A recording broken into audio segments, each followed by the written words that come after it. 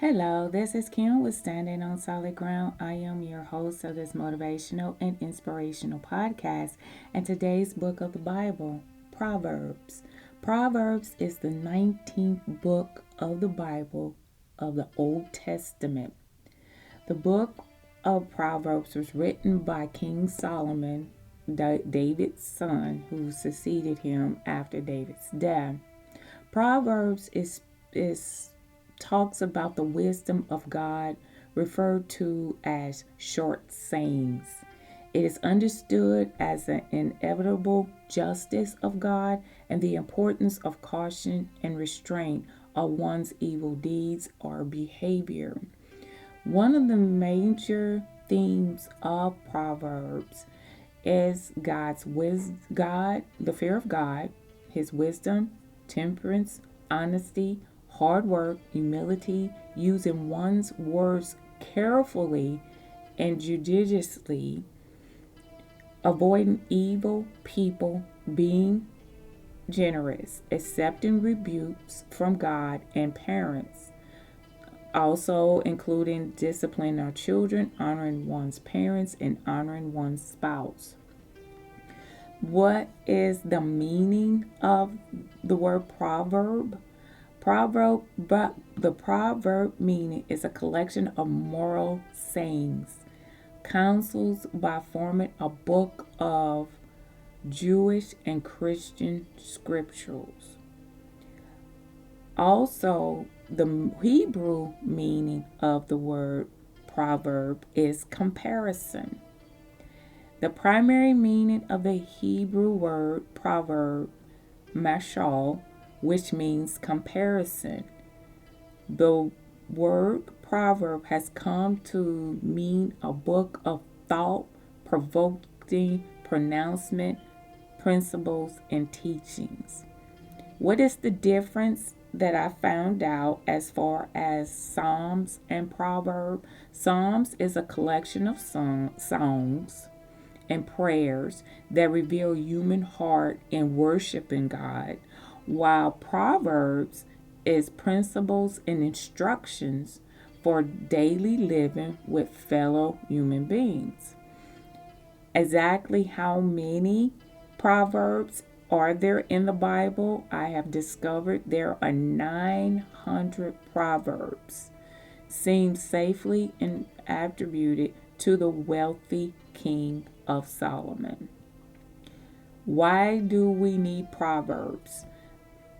There has been an understanding that Proverbs is used to impart knowledge, advice, teaching, and reinforce morals, making an argument, like in making an argument, relieve interpersonal tensions, aid in understanding, and to console or inspire others. This is what I have learned as far as the need of Proverbs, or having Proverbs in our culture. And also, finally, we all would know the very first proverb in the Bible: the fear of the Lord is the beginning of knowledge. But fools despise wisdom and discipline. Listen, my son, to your father's instructions. Do not forsake your mother's teachings.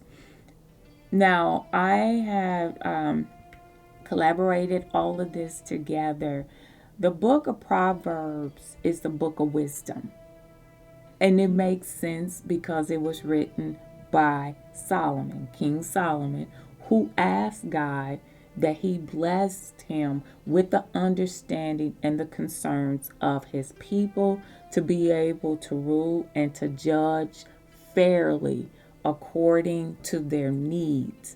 And God was very impressed with Solomon, that of all the things that he could have asked God for, he asked for wisdom. But not only did God give him wisdom, he gave him anything and everything that his heart had ever desired. The only thing that messed him up was when he married strange women. And the word strange is not only like a stranger, but those that are believing in other gods and worshiping idols that was against the will of God. That is what God was in reference to strange. And when he fell into that sinkhole, man, it was a steady drop. And unfortunately, of course, God had to take him out of the seat or the throne of ruling over his people because he had messed up royally in the sight of God. Now, wisdom also is in reference to common sense. That is what they have associated with having wisdom, common sense. And if we are to have the common sense that God gave us in so many words, I've heard my mother have often said, God, you don't use the common sense God gave you. I've heard that so many times throughout my years and when she was living. And it's because we have to correlate ourselves with the truth and utilizing common sense. Now we know that if we go out in the snow with no shoes, no socks, a hat, no gloves, no scarf, no coat, we have no protection for our bodies, that we go out there in a bathing suit, we're going to get cold. That's common sense. A lot of people will find it to be humorous.